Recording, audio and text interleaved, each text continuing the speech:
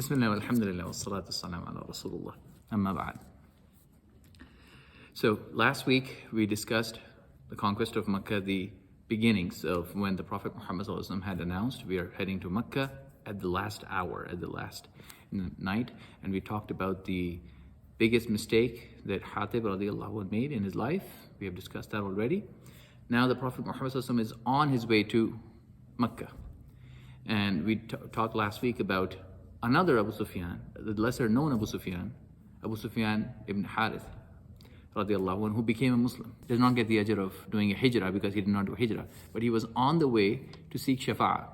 And we talked about him being the stepbrother of our mother Salama radiallahu anha. So she asked the Rasulullah to forgive him, and initially the Prophet Muhammad in a rare event did not want to even talk to him, but then he eventually forgave him. So he's a Sahabi radiallahu anhu. So we are now heading toward Makkah, and today we're going to talk about two more conversions, and that'll be it until Isha. The conversion of the uncle of the Rasulullah sallallahu alaihi wasallam, Abbas. The last uncle that is now alive, remaining, is Abbas. So we know that we have four uncles of the Rasulullah that we know of in the Seerah. Abu Talib, who did not become Muslim, but he was a grand supporter of the Rasulullah until he was alive. Nobody could touch. I mean, they were boycotting and they were occasionally physically violent, but they were still giving some kind of respect. He still had a visa to stay in Makkah. Once Abu Talib passed, it was all over. And so he eventually went to Taif, and Taif did what they did. And so then eventually Allah opened the door for Medina. Now, Abu Talib is passed, of course. Abu Lahab is gone. Abu Lahab, the worst of the worst. Hamza radiallahu anh, the Sayyid of the Shuhada, is passed at Uhud. The last uncle of the Rasulullah sallallahu alaihi wasallam is Abbas. So there's a bit of an ikhtilaf on when he became a Muslim. So we're going to talk a little bit about Abbas, and then we'll move on to Abu Sufyan, the Abu Sufyan who becomes a Muslim before the conquest. So Abbas radiallahu anh there's a bit of an ikhtilaf on when he became Muslim. Some scholars say he became Muslim at Badr. Some say he became a Muslim at Khaybar. Some say he's going to become Muslim right now. What's the story? Abbas, at Badr, he was one of the people who came from Abu Jahl's side as a participant. He participated in Badr from the opposition side, from the wrong side. But there was only a handful of people that the Prophet Muhammad said, do not touch these people. Do not kill these people. Do not do anything with them. One of them was Abbas, the uncle of the Rasulullah sallallahu alaihi wasallam. Why did the Prophet say this? Because Abbas did not want to come for Badr. He was forced to join everybody in Badr. And so he did not really participate in Badr, he was just there. And so eventually when you'll catch him, he was not trying to fight you anyway. One of the Sahabi who was there, who eventually caught him, he was walking to the Rasulullah and he was kind of boasting that, Ya Rasulullah, I'm the one who got him, I'm the one who got him. The Prophet said, no. Rather, it was an angel who got him. It was an angel who got him. So then Abbas says, yes, there was actually a person on the horse. I saw somebody who took me. So he's confirming what the Prophet is saying. There was an angel who actually captured him. It was not this guy. I was not captured by him. And so some say that at this time he was a Muslim. I'll tell you why. When he's captured now, he says, Ya Rasulullah, Ya Rasulullah, I'm a Muslim. So now there should be no ikhtilaf. He says, I'm a Muslim. And the Prophet Muhammad says, we have to go by the outer. By your outward appearance, we have to go by that. As for Islam, that is between you and Allah. But what do we see as Muslims?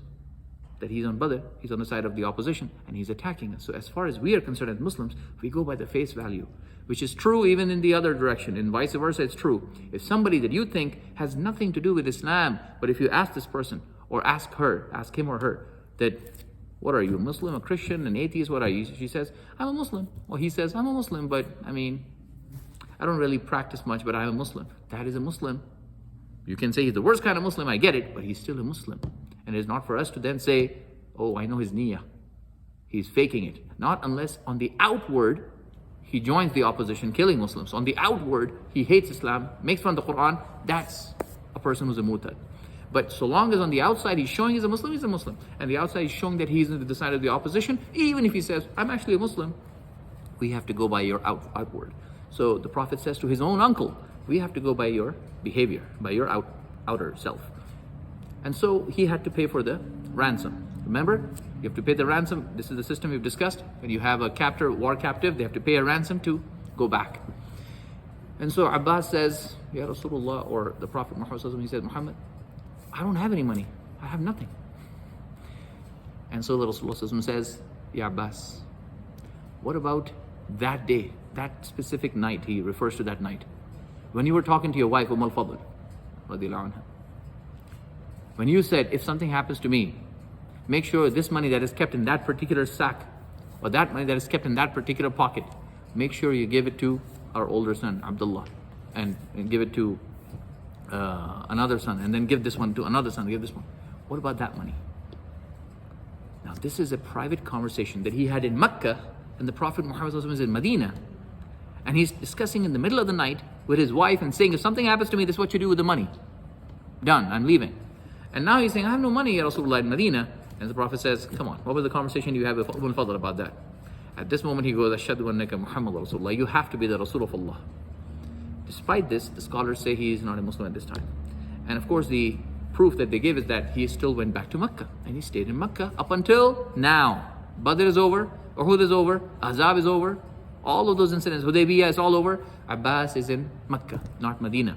And it was fard, it was compulsory for everyone who's a Muslim to go to Medina, except after Hudaybiyah when they could not go to Medina. So, the scholars who say that he was actually a Muslim by this time, they say that he was asked by the Rasulullah himself to stay in Makkah and act as a spy and keep sending messages. That was the purpose of him staying in Makkah. So whether you choose the side that he's already a Muslim or you choose the fact that he's going to be a Muslim now, that's irrelevant when he becomes Muslim. The point is, he still had feelings for Islam. And he trusted, of course, his nephew. Whether he loved the Rasulullah for the Jahili reasons like Abu Talib, or he loved him as the Rasulullah, the point is he still was on the positive side of those people who were in the opposing camp. So, Abdullah ibn Abbas, the Tarjuman al-Quran, is the son of Abbas radiallahu anhu, Abdullah ibn Abbas. So we're going to talk a little bit about Abbas so you understand where he's coming from. At this time, again, he's in Makkah the entire time. At Badr, he boasted of something called siqaya. What is siqaya? Siqaya is the act of giving water to the pilgrims. When you go for Hajj, you get water, right? You get Zamzam. So this was a great honor for the mushriks. Even in the Jahiliyyah days, they used to do this. The one thing that was still remaining from the remnants from Ibrahim alayhi salam's time is they still do the siqaya. And they do the keys of the Kaaba. Remember we talked about the keys of the Kaaba? Okay, so these are the two customs that after Jahiliyyah continued in Islam. The Prophet Muhammad says that the Fath of Makkah, two things from the Jahiliyyah will continue, and that is this two. Siqaya and the curtains of the Kaaba, the keys of the Kaaba. So the responsibility of feeding the water to the pilgrims was at the shoulders of Abbas. And so he boasts about this at Badr.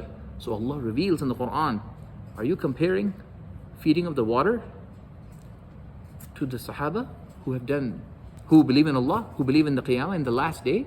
You're comparing that to this? Wallahi, they're not the same in the eyes of Allah. Allah says this in the Quran.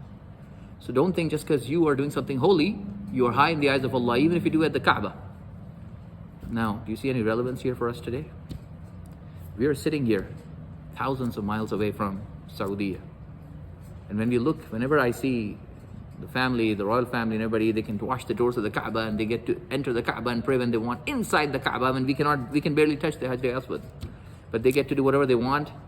That does not automatically make them holy in the eyes of Allah.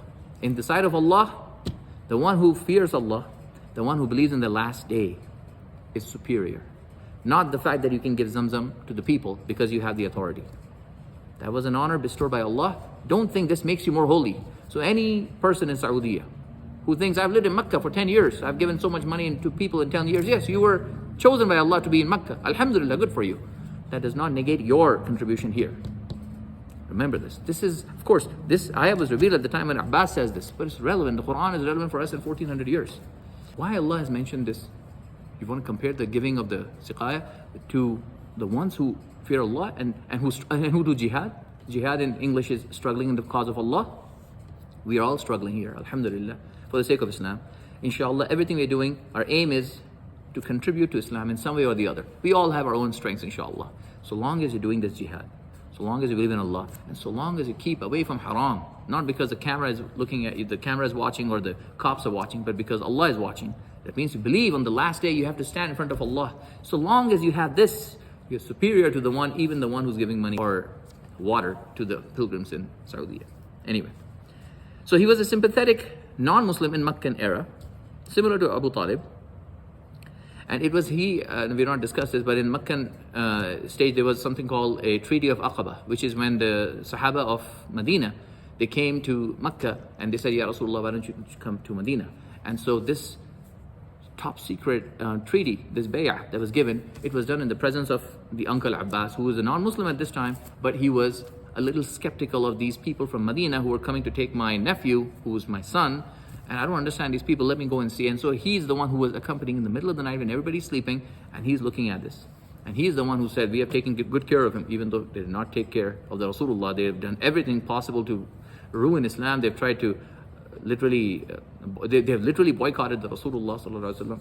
Abu Talib has passed. Khadija anha, who had all the money in the world, spent all the money, and she has passed away. She could not survive this boycott. Shortly after the boycott, she passed away. So, because he became, now he's going to join the Rasulullah only now, he did not participate in any of the battles. He was not in Badr, not in Uhud, not in Ahzab, but he did join the Rasulullah after the Fath Makkah, and after Fath Makkah, there's going to be a war against Taif, that battle of Hunayn, and he's going to be in that battle. Not only is he going to be in that battle, he is going to be the very few Sahaba who's going to stay with the Rasulullah the entire time. So at Hunayn, many of them are going to run, because there's going to be a volley of arrows fired by Taif.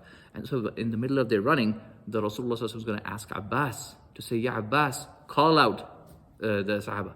And so Abbas is saying, Ya Banu this, Ya Banu that, where are you? And then he says, O people of Ridwan, Bayatul Ridwan. Remember, we've discussed Bayatul Ridwan at Hudaybiyah. O people of Bayatul Ridwan, where are you? And listening to this, the Sahaba rushed back. So it was Abbas, and Abbas, just like Umar, had a loud, booming voice. He was known for his loud voice. So this is why the Rasulullah picked him and said, Ya Abbas, call everybody. I'll tell you very quickly about his sons, and then we move on to what happens now.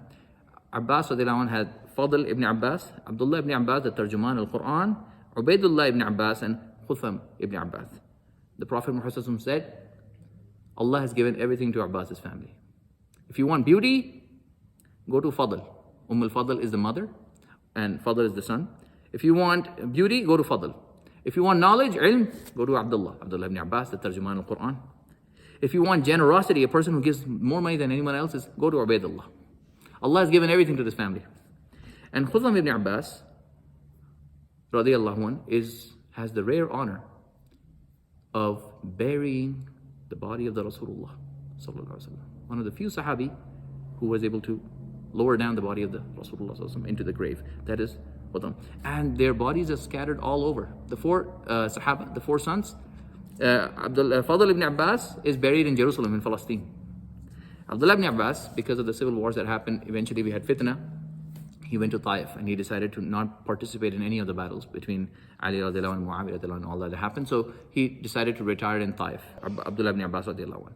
Ubaidullah, he's buried in Yemen. And Khutham, the one who buried the body of the Rasulullah, he's buried in Uzbekistan, Samarkand. So the entire ummah, all over, alhamdulillah, Allah has scattered this. Allah preserved our ummah after the death of Rasulullah.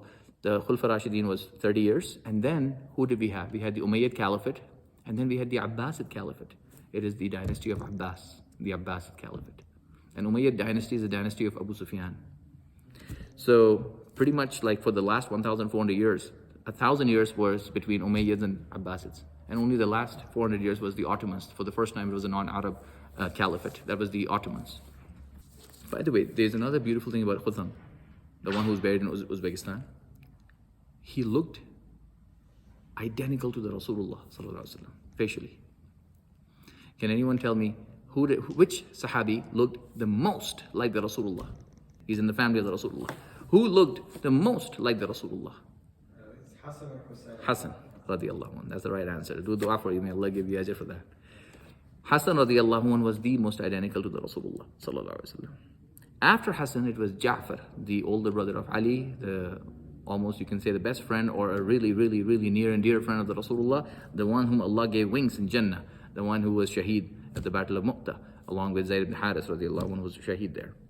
For Ja'far, the Prophet said, I do not know what I'm more happy about, the victory at Khaybar or the return of Ja'far from Africa, from Habasha. Both things happened at the same time. The news of the victory of Khaybar at the hands of Ali radiallahu anh, and Ja'far returning with all of the Sahaba and Sahabiyya from coming from Africa. Both happening at the same time. He says, I don't know what I'm more happy about. Ali with this news and Ja'far with this news. That's how much he loved Ja'far radiallahu anh. He looked like the Rasulullah. And then it was Khutham, this Sahabi, who looked like the Rasulullah. And then it was actually Abu Sufyan, not the Abu Sufyan, last week's Abu Sufyan ibn Harith, who was the cousin of the Rasulullah. He looked like the Rasulullah sallallahu alaihi wasallam. He became Muslim eventually, right? So radiallahu anh. And if you remember this, Mus'ab ibn Umair, he was also looking like the Rasulullah sallallahu alaihi wasallam. So this was in the sequence. Abbas becomes a Muslim. He is now heading down with the Rasulullah sallallahu alaihi wasallam to Makkah. Just before Makkah, the last stop before you get to Makkah is the stop where he says, go ahead and light your fires. There's no need to hide now. You cannot hide 10,000 army. So imagine it is nighttime and 10,000 fires are lit heading toward Makkah. Think of the nighttime, the cold air, the glowing fires in the night, and everybody's preparing to get to Makkah. All the horses, the mules, the camels, all the money is there now with the Muslims. Hudaybiyah has converted every tribe into Islam. Makkah is a desolate place with nobody on their side except for one or two tribes. And so there are less than 2,000 people in Makkah now. 2 years ago at Azab, there were 10,000 coming together, coming to Medina when the Muslims did not have anything to suck on but the pit of a date. 2 years later, after Hudaybiyah, which is the Fath Mubina, 10,000 Muslims coming over down to Makkah. The Prophet said, go ahead and light your fires. It is in this middle of the night. Abu Sufyan is already, the Abu Sufyan, he is already fearful. He knows what has happened. Remember, why is this happening? The conquest of Makkah is happening. We've discussed this before. Why is it happening? Because Makkah betrayed the Hudaybiyah treaty by allowing their partner tribe, which was Banu Bakr, to go and attack Khuza'ah, which was the partner tribe of Medina. And it's like a NATO agreement. You attack one, that means you attack all. So the moment they attacked Khuza'ah, that means they've attacked Medina. And so it is Abu Sufyan who knows that this has happened. So he had gone to Medina, he had begged, please, let's renegotiate. The Prophet said, no, nothing can be done. So he came back. So he knows at any time we might have some kind of an attack, but he was not expecting 10,000 people. He can't imagine 10,000 Muslims in 2 years? What? He just had an army of the greatest proportions 2 years ago. So he's standing outside with two of his senior partners, Hakim ibn Hizam and Budayl. And he's looking at these glowing lights from really, really far away. It's the middle of the night. And he's patrolling. They're doing their nightly patrols. And right there, he's seeing all of these glowing lights. So he says, who are these people? He cannot imagine these are Muslims. So Budayl says, oh, this must be Khuza'ah. They're coming to help us because they found out about the situation, so they're sending backup. So Abu Sufyan says, are you kidding me? They don't have the guts, nor do they have the population enough to bring this kind of an army. Are you kidding? This is not Khuza'ah. Let's go to the Rasul's side. On that side, Abbas, who has just become a Muslim, I understand that it's an ikhtilaf whether he became Muslim before or not, but outwardly, this is when he's becoming a Muslim. Abbas says, Ya Rasulullah, because he has lived in Makkah, he has a feeling, he has that Jahili tribalism, and you will see some Jahili traits still there, because cut some slack to a person who's just become a Muslim. So he has this tribalistic love for Makkah. So he said, Ya Rasulullah, allow me to go and talk to Abu Sufyan. Maybe I can convince him to become Muslim. Who knows, right? So the Rasulullah says, okay, sure, go. And so the Rasulullah was camped right outside of Makkah with glowing lights, gives his own donkey, mule, duldul. He rides his own donkey. In the middle of the night, Abbas goes to Makkah. Right at the outskirts of Makkah, he sees Abu Sufyan standing right there. So he says by his kunya, he said, Abu Sufyan, and so because they were all wrapped up in the night, right? And so Abu Sufyan recognizes the voice, says, Abu al-Fadl, which is the kunya, like Abbas is the father of Fadl, right? Abu al-Fadl? Who are these people? He says, this is the contingent of the Rasulullah sallallahu alaihi wasallam. And realize tomorrow morning when they arrive, you will be the first one to be put to death. Unless you come with me right now and see if you can seek shafa'ah. Abu Sufyan is like, what? This is the Muslims contingent? Can you imagine? In the middle of the night, he's coming for the last ditch effort. So he says, what should I do? He says, come with me. Perhaps there's something I can do for you. So he says, come sit with me. So Abu Sufyan wraps himself up Only his eyes are visible. And he's sitting on the duldul of the Rasulullah sallallahu alaihi wasallam. It's the middle of the night. It's quite late in the night. And the only light you can see is the glowing of the fire sticks, the bonfires. And in the middle of the night, he takes duldul to the camp of the Rasulullah through all of the Sahabi. If any one Sahabi spots Abu Sufyan and knows this is Abu Sufyan, he will be killed because there is no treaty. There is no Hudaybiyah. The treaty is broken. We are at war. This is halal. We're not in Makkah. It's not a haram. There is absolutely nothing to protect Abu Sufyan right now if he is caught, if he's spotted. So he says, keep quiet, sit in here, cover yourself, let me get you to the Rasulullah sallallahu alaihi wasallam. He's going there and he's hiding behind Abbas. He's looking at the Sahabi. The closer you keep getting to the tent of the Rasulullah, the more senior the Sahaba are. So in the beginning you have some the Ansar and everybody, and then as you're getting closer, you're now getting to the Ashra Mubashira Sahabi. And as he's going through, guess who was standing there right before he can get to the Rasulullah? The bodyguard of the Rasulullah, Umar radiallahu anhu. And Umar radiallahu anhu does not need to uncover Abu Sufyan to see he's Abu Sufyan. They have been at it for now how many years? A decade, right? And so Abbas radiallahu anhu is on the mule. Behind him is Abu Sufyan. As soon as he gets toward the camp, Umar radiallahu anhu stands. Umar radiallahu anhu says, hold on, who's there? So Abbas stops. Behind him is Abu Sufyan. Up until now, nobody was stopping him because this is the uncle of the Rasulullah, Abbas. So they let him go. That's why the Prophet gave his own mule. So it's like a VIP car with a light in front of it, like a siren. Nobody touch it. But Umar is the last ditch security. There's nobody passing Umar. He says, stop, who is there? So Abbas stops. And Abu Sufyan looks out. And just the eyes, Umar sees, and he says, Abu Sufyan, Aduwullah, the enemy of Allah. Wallahi, this guy is not going to go anywhere. Alhamdulillah, Allah has given me a gift, like on a platter. We have no treaty, no covenant, no nothing. Allah has given him as a gift to me because his death is going to be at my hands. Let's celebrate, let's enjoy. He cannot believe Allah has just given him. There's no treaty right now. It is completely halal right now if Abu Sufyan is done. And I don't need to tell you who Abu Sufyan is at this time. What has he done? What has Abu Sufyan done? Abu Sufyan was going for this forgiveness, and now Umar has stopped. Now Abbas, and this is the uncle of the Rasulullah, but he has only just become Muslim. And he says, Ya Umar, he's under my protection, my aman. Now I've told you before, in Islam and even in Jahiliyyah, we have a system of aman, protection, a visa. Just like they give visa here, in our system, the visa can be given by any Muslim living in the land who's taking responsibility for a person coming to the land. And so nobody can touch him. So Abbas says, Ya Umar, he's under my protection. Umar says, basically, I'm paraphrasing, over my dead body. This is not going to happen. This guy is not going to go. I'm not going to leave him. Now, we see a situation here where Abbas is trying to defend Abu Sufyan, and Umar is not going to budge. This is not the first time. These incidents have happened, and again, it shows that you can have tribalistic sincerity for one another, and you can try to feel that it's not astaghfirullah, betraying Islam when you are having something for somebody. You want that person to become Muslim, or you want to protect him. Maybe you think maybe he can get shafa'ah. This is fine. Okay? The idea that, if you support a kafir, you become a kafir, this is, this example right here, and this is nobody other than the uncle of the Rasulullah himself. At Badr, what had happened was Abdurrahman ibn Auf, Ashra Mubashira Sahabi. I'm just going in a tangent here. Abdurrahman ibn Auf had captured Umayyah ibn Khalaf. Umayyah ibn Khalaf was the owner of Bilal radiallahu anhu. The worst of the worst, the wretched Umayyah ibn Khalaf. The one person that they could not even bury because his body was so heavy and everything, and his skin was peeling off, and the heat of the pebbles that just left him there. Just like he used to put pebbles on Bilal radiallahu anhu, Allah made him die in that fashion. Umayyah ibn Khalaf, when he was caught, remember, he was a super rich man, and Abdurrahman ibn Auf was probably the richest Sahabi that we know. Maybe Talha was richer, but he was one of the richest Sahabi, and he was a businessman, and they were business partners. Umayyah ibn Khalaf and Abdurrahman ibn Auf in the days of Jahiliyyah.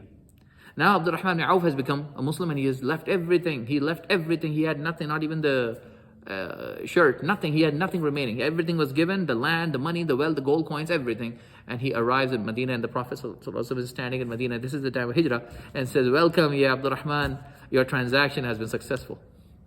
And he says, Ashhadu annaka Muhammad Rasulullah. Even though he's a Muslim, he says, how would you know? Except for Jibreel coming and telling you, Allah is telling you that I did, because he literally just bargained his way out.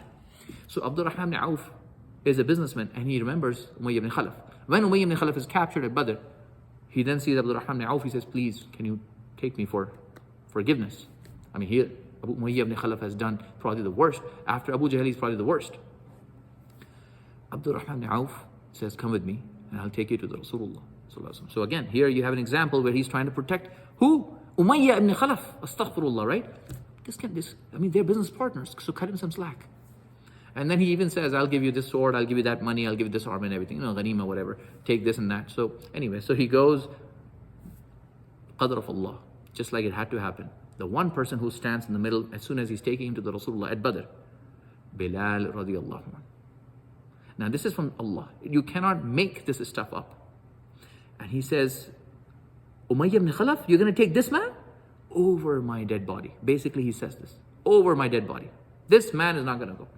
Abdul Rahman says, yeah, Bilal, I'm taking him to Rasulullah. This is my protection. This is mine. This is mine. Nothing. And other people gather. Ansar gather. They're like, we're not going to let him go. Because they have heard so many stories. Look at us. When we hear the stories of Bilal, radiallahu anhu, that probably the most arduous of all the stories, the most painful of all the stories is the story of Bilal. So imagine when the Ansar who have never seen Umayyah ibn Khalaf, they now see, this is the Umayyah? This is the guy who used to torture you? This guy is not going to go alive. Everybody is surrounded and they're not going to let go. Abdul Rahman ibn Auf is in a minority. He's the only person who's trying to say, please guys, let me take him. But the Sahaba take out their swords and they slice him. Abdul Rahman ibn Auf uses his own body to protect Umayyah ibn Khalaf. And the Sahaba are trying to escape, like trying to find a way to not hurt him while killing. Eventually they got to Umayyah ibn Khalaf from all sides. How much are you going to be able to defend? And it's gone. And Abdul Rahman ibn Auf jokes him many years later. He says, may Allah forgive Bilal, may Allah have Rahman Bilal. I neither got the money from Umayyah ibn Khalaf, the one that he had promised. Nothing, I got nothing. Anyway, so Abbas is with Abu Sufyan. Umar says, stop. Who is it? Abbas shows Abu Sufyan. He is just not yet uncovered, he's just showing his eyes. Umar says, Abu Sufyan, Aduullah, the enemy of Allah, over my dead body. Allah has given me this gift, this guy's not going to go. Abbas says, Ya Umar, he's under my protection. So back off. Umar says, no, wait, now this is Umar. Abbas is not familiar with how Umar is. He must be familiar in the Makkah period, but he's not seen 10 years in Medina. Who is Umar? Radiallahu anhu. When Abbas says no, Umar says no, this guy's going to die. He's not going to go anywhere. They go back and forth. Tensions go high. And Abbas now says something. And Allah has forgiven him, radiallahu anhu. He says, Ya Umar, you are only so desperate to kill him because he is not from Banu Adi. He is Banu Umayyah. Now see what is happening? The Jahili card. Now, Medina, in 10 years, Islam has come over and wiped out this Jahiliyyah. He's a Pakistani and he's an Egyptian and this is gone. He's come back here in our Ummah, astaghfirullah now. But this was gone, right? And Medina is gone. The idea that he's saying this, Ya Umar, you're only doing this because he is Banu Umayyah and he's not from Banu Adi. Banu Adi is the tribe of Umar, which is a lesser known tribe. So that's why you're showing so much courage. Astaghfirullah. Who is Umar? Who are we talking about? This is Umar radiallahu anhu. If you remember maybe a month ago, we did the halaqah where we talked about the Rasulullah sallallahu alaihi wasallam, and he left all his wives and he went to the corner section of the masjid and nobody was there. When Umar radiallahu anhu came to the masjid and the Sahabi was saying, no, you cannot go. The Prophet doesn't want to see anybody. What did he say? Perhaps the Rasulullah is thinking that I've come here on behalf of my daughter Hafsa as a father-in-law. Wallahi, if you ask me to slice my daughter with a sword right now, I will do for you, Ya Rasulullah. I'm not here for my daughter. I'm not here for seeking shafa'ah. I just want to know how you're doing, Ya Rasulullah. This is Umar, who will slice his own daughter. When Abu Jahl, when before the Badr, when Abu Jahl, another Sahabi who became Muslim, he was the stepbrother, I'm not sure. When Abu Jahl made up a story saying our mother is not eating, she's dying, she's doing this, she's doing that, come, let's just see our mother. I'm just coming here because I want you to see your mother. Of course, this Sahabi, his heart melted and he wanted to see his mother. And Umar could not trust. He's like, I don't trust this guy. You trust this guy? He's just lying to you. But he says, no, come on, my mother is really sick. Let me go and I'll just check her out, I'll come back. But this was a plan by Abu Jahl just to bring him back. So Umar gave his own camel. He had the fastest, one of the best camels because nobody could stop Umar when he was leaving. He's like, anybody who wants to die, come follow me. So nobody touched him. So he had the Lamborghini. He says, take my Lamborghini and go. If you see them doing anything, just come back running. They cannot catch up. So he gave his own camel instead of him using his camel. This is Umar, who would do anything for the sake of the Rasulullah, for the sake of Sahabi who have done mu'akhad 10 years. Look at the battles that have been fought. Look at the Uhud when the Prophet Muhammad was injured. And now Abbas, who has not seen any of this, says, you're doing this only because he's not Banu Adi, he's Banu Umayyah. And so Umar then says, careful, Ya Abbas, careful. For wallahi, the day you accepted Islam was more beloved to me than if my own father had become Muslim, Khattab. How dare you say this? Your acceptance of Islam, seeing the happiness on the face of the Rasulullah, because Abu Talib could not become Muslim, and the Prophet cried, but he did not become Muslim. Abu Lahab is who he is, Allah revealed the surah for him. Amina, his own mother, the Prophet Muhammad was crying at the grave, and he could not pray for his own mother. Allah did not allow him to pray. He was crying once, and the Sahaba came and said, Ya Rasulullah, why are you crying? He says, I asked Allah if I can do maghfirah, dua for my mother. And he said, no. Then I asked Allah permission, can I stand at her grave? And Allah allowed me to. So he was crying at the grave of his mother. He could not do anything. And here is the one uncle, Hamza radiallahu anhu, how much he loved Hamza, and he was shaheed in the worst of the fashion when Wahshi threw the spear in Uhud, and the Prophet Muhammad, literally the way Abu Sufyan's wife Hind, now she's a Muslim, so radiallahu anha, she mutilated the body parts of Hamza for the Rasulullah to look at it. This is what has happened with his beloved uncle. And now the last remaining uncle who has become Muslim, Umar radiallahu anhu, is the happiest person, more than his own father if he becomes Muslim. He knows his father has not become Muslim, he has passed away. So he says, careful, wallahi, the day you became Muslim was more beloved to me than if my own dad had become a Muslim. How dare you say this? Looking at this commotion, the Prophet Muhammad himself comes out of the tent. And he sees Abu Sufyan, he sees Umar is saying, Ya Allah, allow me to chop him off. Abbas is saying, Ya Rasulullah, I'm giving him my protection. Abu Sufyan is thinking, what's going to happen? I have no idea. So the Prophet just says, it's too late in the night. Let's talk tomorrow. Go to sleep. And so that night, when everybody goes to sleep, of course Abbas hosts him in his own tent. Abbas is sitting with Abu Sufyan the whole night. And all night Abbas is doing da'wah to Abu Sufyan and telling him everything that has happened, and telling him how much he has been trying to help actually the Rasulullah from Makkah, and telling him everything. We can only imagine the conversation in the middle of the night. And by the way, it is Abbas and Abu Sufyan sitting in the middle of the night, not knowing it is their progeny, their shijra, their generation down the line for the next 1,000 years, which would be coming from Banu Umayyah and Abbasid Caliphate. And it is these two people sitting in the tent, not knowing the next course of the Ummah is going to be by their lineage. All night, Abbas spends time. You can imagine how tired he must be, how much he has tried to convince, and he says everything. It's morning time. Abu Sufyan is thinking it's over. Today is the day I die. Because yesterday, remember what happened before last week we discussed. Hatib radiallahu anhu, the mistake he made. Umar was saying, Ya Rasulullah, allow me to chop off this munafiq or murtad first. What did the Prophet say? Ya Umar, what do you know? That Allah has not already forgiven the people of Badr. The Prophet would always say no for when you want to chop somebody off, right? And the Prophet ﷺ was quiet for Abu Sufyan. He just says, too late in the night, let's talk tomorrow. So Abu Sufyan doesn't know what's going to happen to him. And by the way, wallahi, if he is put to death, he completely deserves it at this point. Completely. We don't need to discuss today who Abu Sufyan is. You know what he has done, right? So, in the morning, Abu Sufyan walks up, comes to the Rasulullah ﷺ. All the Sahaba are standing there. Abbas is standing on the side. And the Rasulullah ﷺ says, Abu Sufyan is just looking down, thinking it's over. And the Rasulullah says, Ya Abu Sufyan, is it not time for you to now recognize that there is no God but Allah? After all this time, the Prophet is not saying, today's the day you put him to death. Today is the day when we're going to show who we are. We have conquered Makkah now, leader to leader, or qasas, or whatever. He says, is it not time for you now to say, La ilaha illallah? What has the Prophet been saying for so many years in Makkah? Say La ilaha illallah. For your sake, not for his sake. He is already in Jannah. For your sake, is it not time for you to say La ilaha illallah? Is it not? And they persecuted and boycotted and done everything possible. And then in Ahzab and everything. And now it's time back, and he's thinking today is the day of my execution. He walks up and the Prophet says, is it not time for you to say La ilaha illallah? At this, Abu Sufyan collapses. He says, Ma awtafaka, ma akramaka, ma awsalaka.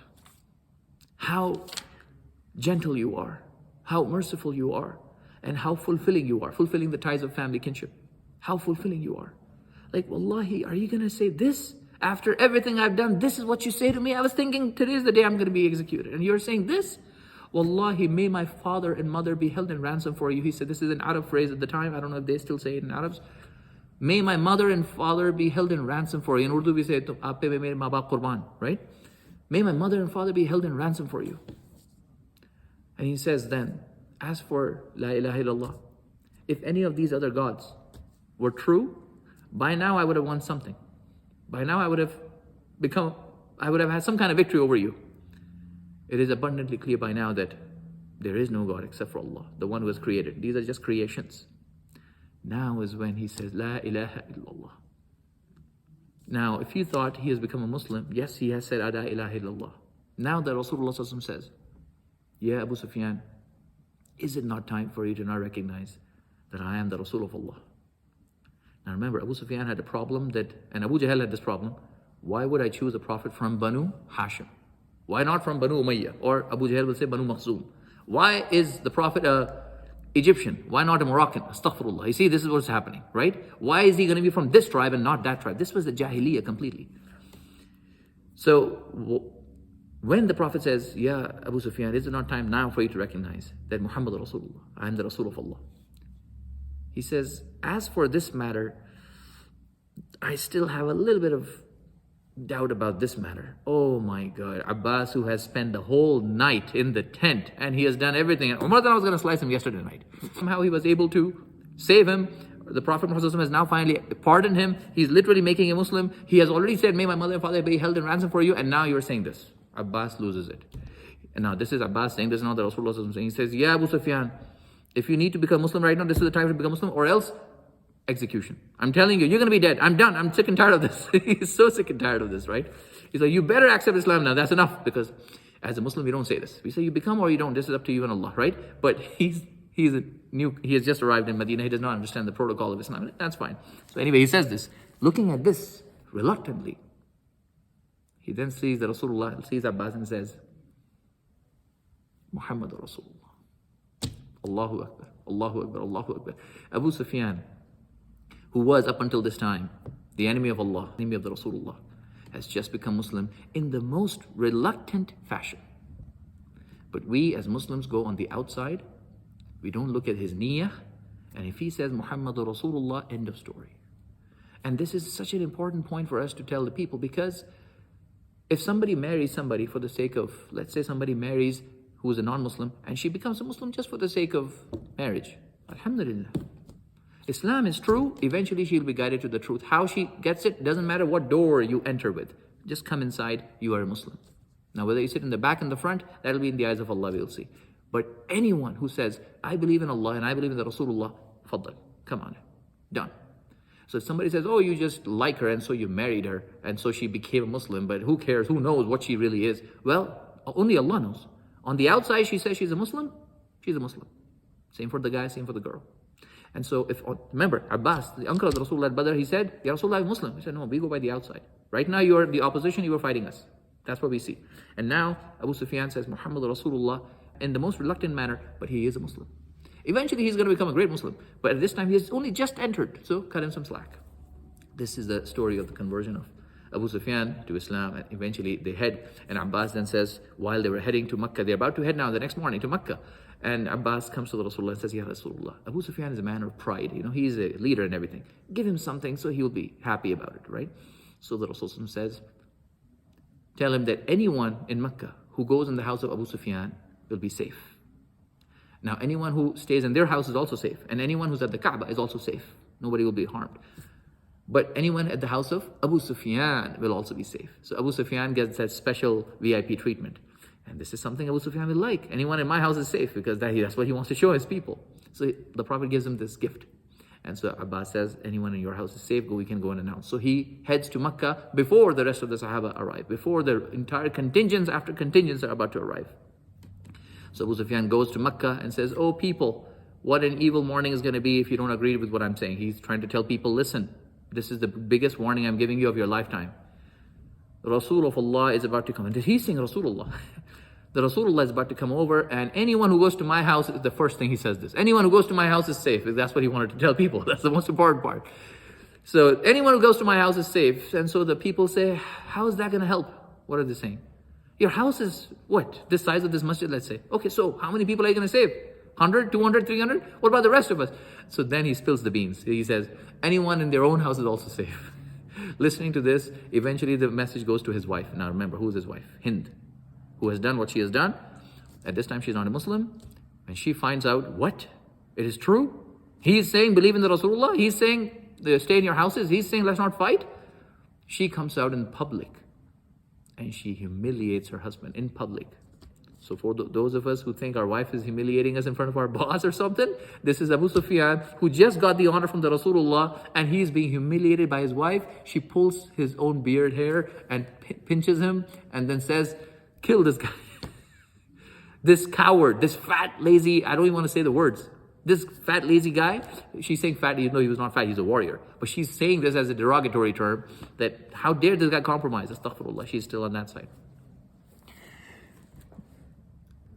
The Rasulullah now sets the contingents in three main camps. One is led by the Muhajirun, one is led by the Ansar, the supporters of Medina, and the one in the middle is the Rasulullah himself. And he gave the flag, the banner, to Khalid bin al-Walid on the Muhajir side. Now remember, who's Khalid bin al-Walid? He became Muslim a couple of years ago. And a couple of years, I don't know if you remember this, I told you this before. Before Khalid bin al-Walid became Muslim, he hated Islam, of course. He hated the Prophet. When the Prophet ﷺ came for the Umrah, for the Hudaybiyah was signed, he left Makkah because the choice was you can stay or you can leave. So he left Makkah. I don't want to see them. But Khalid bin al-Walid's older brother, Walid ibn Walid, who became Muslim really early, he had written a letter to Khalid saying, the Rasulullah ﷺ says, if Khalid were to become Muslim, we will give him his honor, the honor that he deserves. The Prophet recognized he was a military genius, and he was a military genius. In fact, he's the one who caused all the damage at Uhud on the wrong side. He attacked the Muslims. So he was a military genius, but when he comes on the right side, we will give him the honor, even though he's a new convert. I mean, we have Ashra Mubashara Sahabi, we have Ali radiallahu anh, Umar radiallahu anh, Abu Bakr as-Siddiq radiallahu anh, and who does the Prophet give the banner to? Khalid bin Walid. And on the side of the Ansar, he gives the banner to Sa'ad ibn Ubadah, the leader of the Ansar. If you remember, Sa'ad ibn Mu'adh, who was shaheed at the Battle of Ahzab. Remember? The one for whom the arsh of Allah shook. Sa'ad ibn Mu'adh, the one who gave the sentencing to the Banu Qurayza. Well, Sa'ad ibn Ubadah is the leader of the Khazraj. Sa'ad ibn Ubadah is now the de facto leader of Ansar. In fact, even after the passing of the Rasulullah, Sa'ad ibn Ubadah is going to talk to Abu Bakr Siddiq and say, I think I should be the Khalifa because I'm the leader anyway, and you guys have come from Makkah to Medina and we are in Medina, so I'm the leader of Medina. Let us all be under my Khilafah. And Umar is not going to accept that. And Abu Bakr Siddiq eventually says, no, the Makkans are not going to accept somebody from Medina. They need somebody from Makkah, Qurayshi. And so Sa'ad ibn Mu'adh was one of the contenders, is what I'm saying, for even our Khalifa. So Sa'ad ibn Mu'adh is given the flag in his hand. And in the middle, the Rasulullah is there, and they're all heading over, and Abu Sufyan is there, and people are all now heading, and Sa'ad ibn Ubadah says something not appropriate. He says, today, the haram is going to become halal. What is haram? Haram is Masjid al-Haram, our Makkah. What is haram? It means everything that is normally halal becomes haram there. You cannot pluck, you cannot even kill, you cannot hunt gazelles, you cannot hunt deers, you cannot do any of these things. Because the Makkah is haram, Masjid al-Haram. And he says, today we're going to make it halal. So he's in this conquest mindset. He's in the mindset of, we're going to fatah Makkah. And that is not how the Rasulullah is going to conquer Makkah. And so Abu Sufyan hears this. Now even Abu Sufyan, nobody in the Jahiliyyah, even though they have done a lot of damage in the Kaaba, they have done a lot of, but they would never call the haram halal. So he complains to the Rasulullah. Abu Sufyan, who just become Muslim yesterday, says, Ya Rasulullah, this is what Sa'ad said, that today the haram is going to become halal. So the Rasulullah says, no. He's mistaken. He's completely wrong about this. No. And this was such a grave error on his part that the Prophet Muhammad then took the banner away from him and gave it to Zubayr, one of the Ashra Mubashara Sahabi radiallahu anh, Zubayr ibn Awwam. Because now you have both the Muhajir going to Makkah because they understand Makkah and the whole atmosphere. Eventually, Zubayr radiallahu anh is coming over. Now Abu Sufyan is already heading over earlier, and he has told the people. When Abu Sufyan is sitting with Abbas, as the contingents are coming from Khuza'ah, from Banu Hanifa and Banu this and Banu that, all kinds of tribes are coming over and entering the Haram. He's saying, who is this? He said, these are the Khuza'ah. He's like, oh my God, they became Muslim when? Oh, last year. Oh my God, who are these guys? Oh, this is this, this is that. He cannot believe the contingents coming one after the other with armor, body armor, and the swords and everything. And then the greatest of all of the contingents is arriving. And that was called the Al-Khudra, the contingent of the Rasulullah.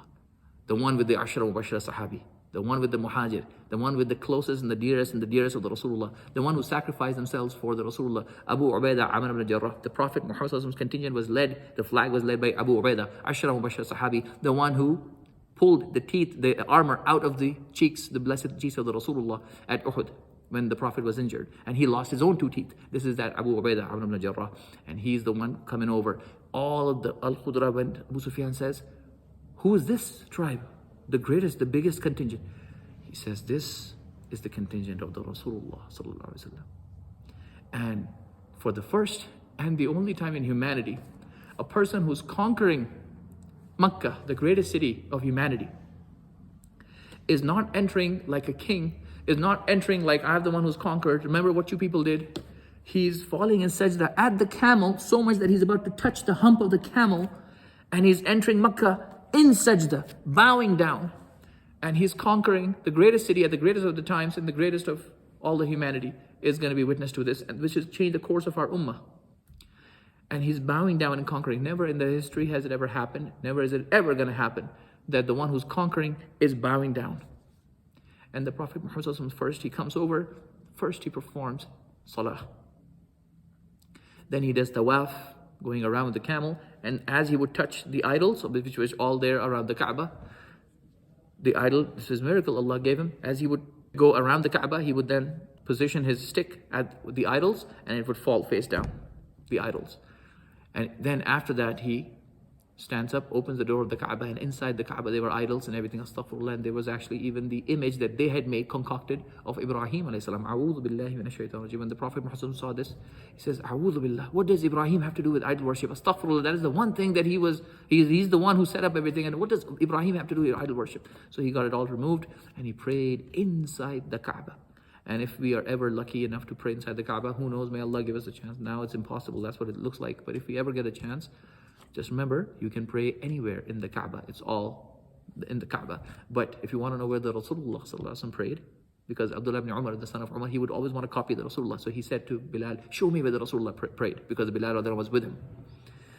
He says he prayed opposite to the door of the Kaaba. So, and he prayed multiple places, but the place that he prayed is the door of the Kaaba and the opposite side. So this is the Kaaba and this is the entrance door. He prayed on the opposite side, in that direction. So that's where inshallah you can pray. Pray anywhere, everywhere. And then he gets up to the entrance of the Kaaba and he gives the short khutbah. This is the famous khutbah where he said that from now on, first he praises Allah, and then he says from today all the rules of Jahiliyyah are over except for these 2 siqaya and the dressing of the Kaaba. And realize from now on there is no one above you. We will all come from Adam alayhi salam, and he has come from turab, dust. So stop saying I'm beautiful and he's better and he's ugly and he's this and he's from Morocco and he's from Algeria. This doesn't matter. What matters is your akhlaq, your taqwa. So from now on, the hierarchy is going to be based on your taqwa. The one who is nearest to the eyes of Allah is the one who has a better taqwa. And he does this, and he then asks the people of Makkah, just like so many generations and years ago, Yusuf alayhi salam asked his brothers. And Allah revealed Surah Yusuf in Makki period when they were making fun of him. And Allah said, you, Ya Rasulullah, are going to see this one day. You are going to do this one day. At the time when he cannot imagine. Makkah is torturing, killing people, everything. And Bilal is being dragged in the streets of Makkah. And Allah is saying, this is going to happen with you, Ya Rasulullah. Just like he forgave his family, you're going to forgive them. Coming as a conqueror. And he was a king, Yusuf alayhi salam. So he says, just like Yusuf alayhi salam, he says, what should be done of you? Remember, Yusuf alayhi salam asked his brothers, what should I do with you people? What did the brothers say? Please forgive us. You are our brother, you are our family, you are kind, you are merciful, you are just. And Yusuf alayhi salam said, today is the day of forgiveness. Nobody shall have the blame. So Rasulullah says, what should be done of you? And they say, you are our family. They were kicking him out of the family. You remember when the Prophet did hijrah? What did the Prophet say? When he just left, he just escaped at the Ghar Hira, then he escapes and he heads over with Abu Bakr as-Siddiq, only 2 people. When he just leaves the Kaaba, when he's at a safe distance away from Makkah, long way from Medina, he had turned back one last time and he saw the area where Makkah would be there, where the Kaaba would be there. He can't see Kaaba anymore. And he says, you are the most beloved city to me on earth. And were it not for my people who have kicked me out, I would never have left you. This is what he said when he left. Now he's back and he's saying, what should I do with you people? He says, you are our family, you are our brother, you are just, you are kind, you are merciful. Have mercy. And so the Prophet Muhammad says, today is the day of mercy. Today is the day of forgiveness. No blame should be placed upon you. Just like Yusuf a.s. said it. And he forgave everybody. However, it is important to note, there were a handful of people who were not forgiven. There were a handful of people who were written on the list. And the Prophet Muhammad said, kill these people even if you find them at the Kaaba itself. There was no mercy for these 6 people. And if you know what they have done, wallahi, they deserve what they deserve. And even in the 6 people, 3 will be eventually forgiven. Number 1 on the list, Ikrimah ibn Abi Jahl, the son of Abu Jahl, the son of the Fir'aun. The Prophet Muhammad said, "Has the Fir'aun of my ummah." This man is the Fir'aun of my ummah when his head was brought over at Badr. His son, I don't need to tell you what he has done. He has done so much damage in all of the battles. It's Ikrimah. Ikrimah on one side, Khalid bin Walid, now he's a Sahabi, but at that time, Khalid bin Walid on this side, and Abu Sufyan himself, they have done all the damage. They were the commanders in chief from the side of the Meccan army. And Ikrimah ibn Abi Jahl, he is not going to be spared. But eventually he will be. He becomes a Muslim. How he becomes, we'll discuss that inshallah next week. Another person was Abdullah, and he was horrible. So basically he became a Muslim, did hijrah. Then the Prophet Muhammad sent him on an expedition with another Sahabi, just like he would send people on an expedition. And so he decided to steal all the wealth of this partner Sahabi, his camel, all the wealth and gold and everything. And he killed him, and he came back to Makkah. And then he hired 2 ladies, who were known for their poetry. And at that time, poetry was the way of communication, like CNN and BBC today. And he told them, your job is just to write things against Allah, against the Quran, against the Rasulullah. Just do this. So as Alam Tara Kayfa Fa'al keeps revealing, you give something another in rhyming to show derogatory response to the Quran. Now wallahi, if you insult Allah, then you will notice in the seerah, the Prophet Muhammad is not going to pardon.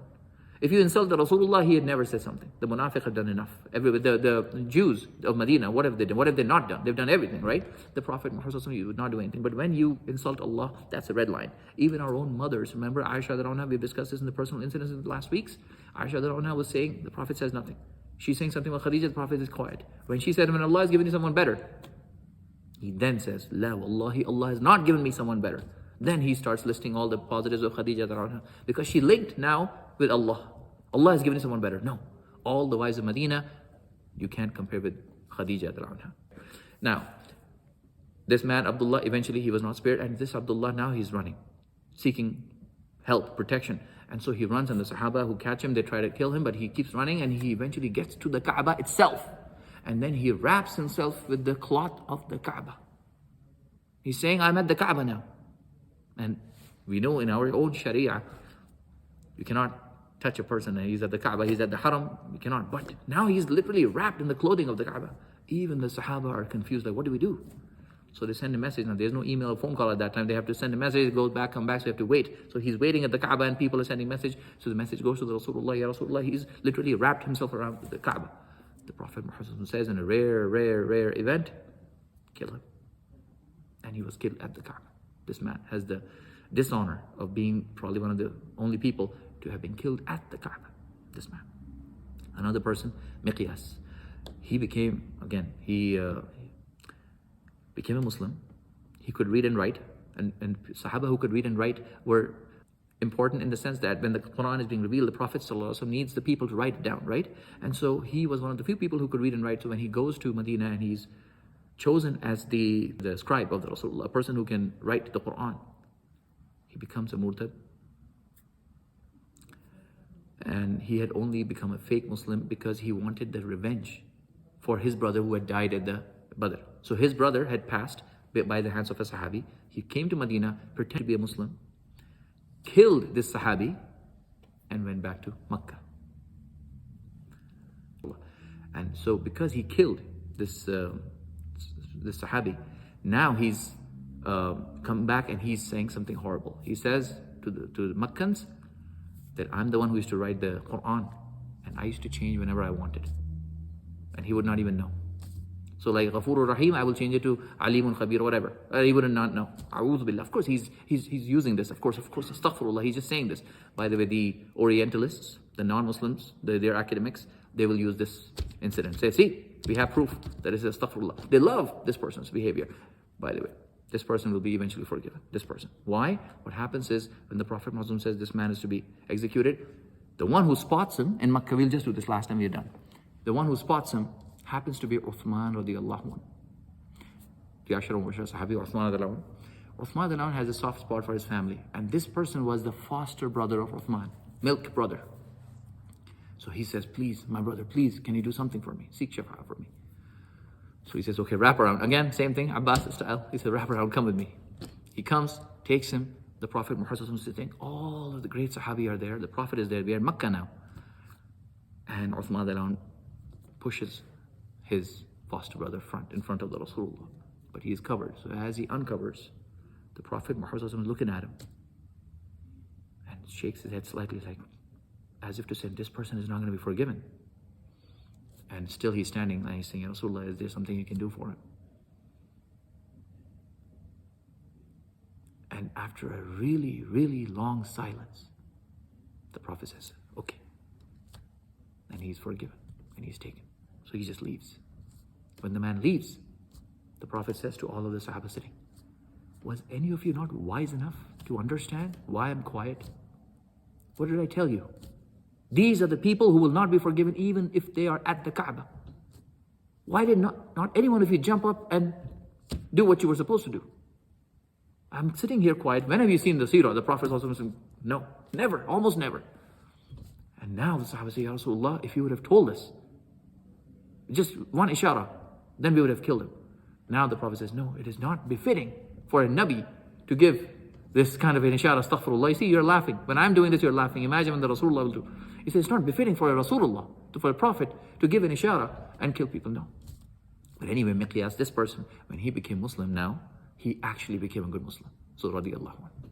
He then fought for the battles. He was shaheed in Palestine. He was in fact appointed the governor of Egypt by Umar in his Khilafah. I mean, he did what he could. He was really apologetic and he did. So again, a rare thing for us to learn in this, and I'm done with this.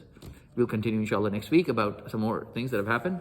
Wahshi, the one who did the spear on Hamza, we'll do that next week inshallah. The Rasulullah is a human being.